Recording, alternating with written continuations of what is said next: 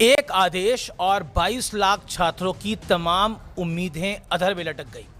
बस एक आदेश और 44 लाख माता पिताओं का के सपने मझधार में फंस गए। एक आदेश और middle class, lower middle class परिवारों के 30 से 40 हजार करोड़ रुपए स्वाहा हो गए। इनमें से इस पैसे का जुगाड़ किसी ने घर बेचकर, किसी ने जमीन बेचकर, किसी ने खेत बेचकर इकट्ठा किया होगा। इतने पैसे इकट्ठा करने के लिए किसी मां ने अपने जेवर गिरवी रखे होंगे, किसी पिता ने अपना महंगा इलाज रोका होगा। अब नीट का पेपर लीक होना इन परिवारों के सपने पर किसी वज्रपात से कम नहीं है। किसी ने सही कहा, यह एक तरह का मर्डर है, मौत है। लेकिन ऐसा कैसे हो जाता है कि देश की सबसे बड़ी मेडिकल परीक्षा के पेपर केरल से लेकर राजस्थान तक बिकते रहे और किसी को कानो कान खबर नहीं लगी। चोर आए और पूरा घर लूट के लेके चले गए। पेपर हो गया, तब पता चल रहा है कि नीट का पेपर लीक करने वाला गैंग देश भर में फैला एक संगठित मल्टी स्टेट नेटवर्क हो सकता है।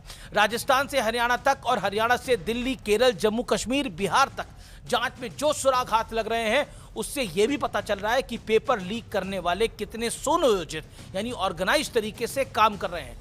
सोर्सेस के मुताबिक जांच एजेंसियों को शुरुआती जांच में पेपर लीक का जो रूट मिला है, उसने सबकी नींद उड़ा रखी है।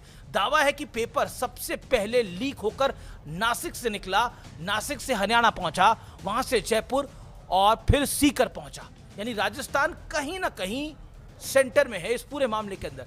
फिर सीकर से पेपर जम्मू कश्मीर, बिहार, केरल और उत्तराखंड तक फैलाया गया। अधिकतर जगहों पे भारतीय जनता पार्टी की सरकारें हैं। मैं किसी पर ब्लेम गेम नहीं डाल रहा, लेकिन सवाल कई खड़े होते हैं। सरकारें क्या मौन थी, प्रशासन क्या चुप था, मुख्यमंत्री क्या सो रहे थे? यह सवाल पूछा जाना चाहिए।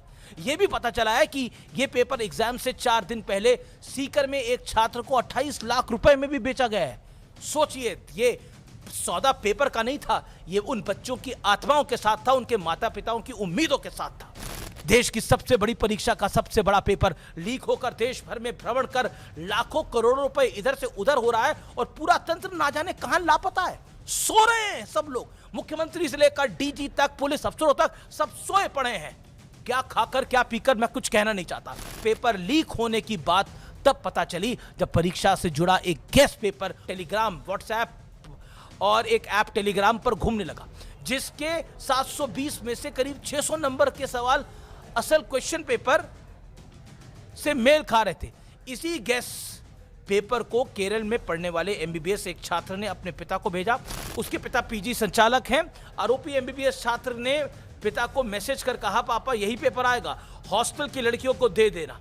यह किसी फिल्म की कहानी नहीं है, सिस्टम को मुंह चिढ़ाती रियल क्राइम स्टोरी है। बहरहाल अब केस की जांच सीबीआई करेगी, जो करेगी सो करेगी। लेकिन सवाल, इतनी बड़ी परीक्षा का पेपर ऐसे कैसे लीक हो जाता है?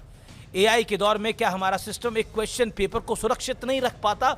2024 में भी नीट का पेपर लीक हुआ था, तब मोदी सरकार ने public examination prevention of unfair means act संसद में पारित कराकर कानून को बेहद सख्त कर दिया था। लेकिन जिसको मर्डर करना है उसे किसी कानून का डर नहीं है, जिसे चोरी करनी है उसे किसी कानून का डर नहीं है। इस कानून के मुताबिक पेपर लीक करने पर 3 से 5 साल की जेल और 10 लाख रुपए तक का जुर्माना का प्रावधान है। जबकि अगर गैंग के तौर पर संगठित जुर्म साबित होता है तो 5 से 10 साल की सजा और न्यूनतम 1 करोड़ रुपए जुर्माने का प्रावधान है। कानून को कॉग्निजेबल और गैर जमानती बनाया गया। इसी तरह कोचिंग और प्रिंटिंग प्रेस पर भी कड़ी कार्रवाई का प्रावधान किया गया। लेकिन हासिल क्या हुआ? 2026 में एक बार फिर इतिहास खुद को दोहरा रहा है, या फिर कहें तो मुंह चिढ़ा रहा है। इस कहानी से क्या शिक्षा मिलती है? यह कहानी बताती है कि सजा और जुर्माने के डर पर पेपर लीक से होने वाली कमाई भारी पड़ रही है और पड़ेगी। नोटों के दांव के सामने जेल वाला दांव किसी काम नहीं आ रहा। सरकार के लिए यह सिचुएशन कई मोर्चों पर मुश्किल लेकर आई है। स्टूडेंट्स और उनके परिवार वाले परेशान हैं, जबकि विपक्ष को बैठे बिठाए एक बड़ा मौका मिल गया है। राहुल गांधी ने एक्स पोस्ट पर कहा, 22 लाख से ज्यादा छात्रों की मेहनत, त्याग और सपनों को भ्रष्ट बीजेपी शासन ने कुचल दिया है। पेपर लीक सरकारी लापरवाही और शिक्षा में संगठित भ्रष्टाचार है। राहुल गांधी ने अमृतकाल को विषकाल बताया। इस बात में कोई शक नहीं है कि मामला गंभीर है, लेकिन राजनीति नहीं होनी चाहिए। लेकिन छात्रों के भविष्य पर राजनीति करना भी कतई शोभा नहीं देता। किसी के घर पे मौत हो रही है और अब अपनी रोटियां सेक रहे हैं, वो गलत ट्रेंड है। मत इसे कोई अपनाए, क्योंकि मनमोहन सिंह के पीएम रहते हुए भी 10 सालों में सीबीएसई के 10वीं 12वीं के बोर्ड पेपर तक लीक हो गए थे।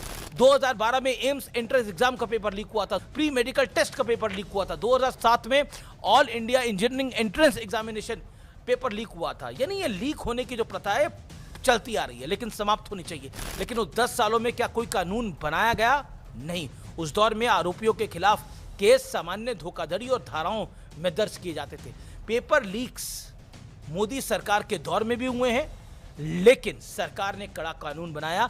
हालांकि यह भी कटु सत्य है, कड़वा सच है कि इस कानून से पहले और बाद दोनों दौर में पेपर लीक होते रहे। ये मामला राजनीति का नहीं, देश के भविष्य के साथ खिलवाड़ करने वाले लीकेज के खिलाफ संगठित होने का है।